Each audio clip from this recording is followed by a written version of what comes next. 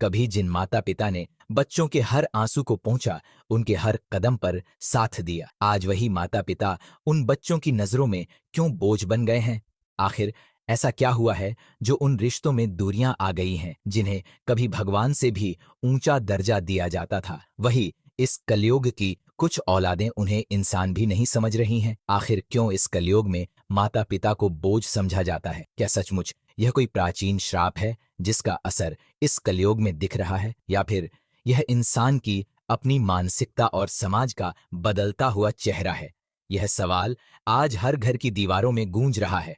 आखिर क्यों कलयुग की इस आधुनिक सोच ने इन रिश्तों की डोर को कमजोर कर दिया है? कहते हैं त्रेता युग में श्रवण कुमार ने अपने माता पिता के लिए अपने जीवन का हर सुख त्याग दिया, लेकिन आज क्या यह मुमकिन है कि कोई संतान अपने माता पिता के लिए इतना कुछ करे? तो आइए प्यारे साथियों, आज के इस वीडियो में हम सभी सवालों के जवाब खोजने की कोशिश करते हैं और इस कलयुग की कड़वी हकीकत से रूबरू कराते हैं। नमस्कार प्यारे साथियों, ज्ञान विचार कहानी चैनल में आपका स्वागत है। साथियों, यह कहानी उन माता पिता की है जो सिर्फ अपने बच्चों से एक चीज चाहते हैं, थोड़ा सा समय और थोड़ा सा प्यार। इस सफर में हम जानेंगे उन भावनाओं को, उन संघर्षों को और उन सवालों को जो हर माता पिता और संतान के दिलों में कहीं न कहीं दफन है।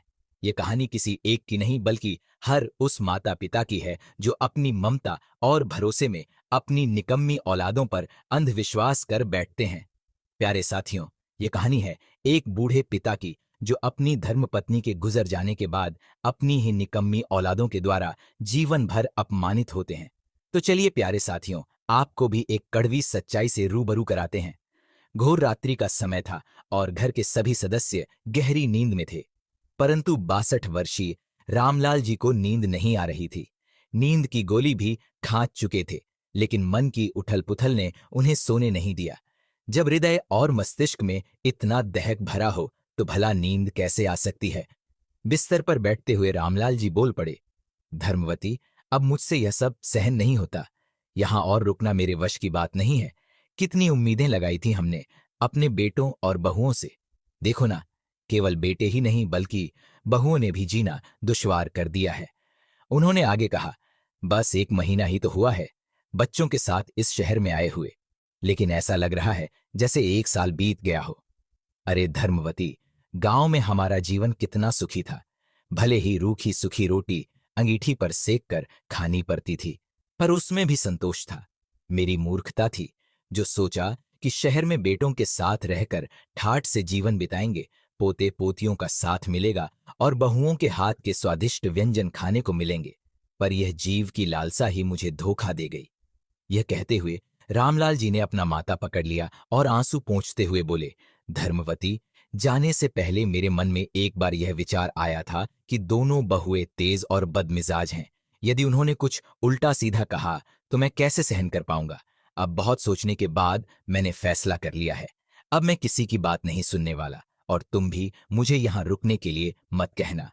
रामलाल जी अपनी दिवंगत पत्नी धर्मवती की तस्वीर को देखते हुए यह सब बोल रहे थे।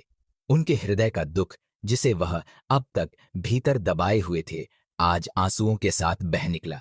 रामलाल जी का परिवार भरा पूरा था, बेटे, बहुए, पोते, पोतियां। लेकिन इस भरे परिवार में भी कोई ऐसा नहीं था जो उनके मन की व्यथा समझ सके। उनकी पत्नी धर्मवती, जो 1 वर्ष पहले स्वर्ग से धार चुकी थी, उनकी एकमात्र सच्ची साथी, उनका हृदय भारी था, क्योंकि धर्मवती के जाने के बाद उनका जीवन अकेलेपन से घिर गया था। जब वे गांव में अपनी पत्नी के साथ रहते थे तो दोनों एक दूसरे का बहुत ख्याल रखते थे।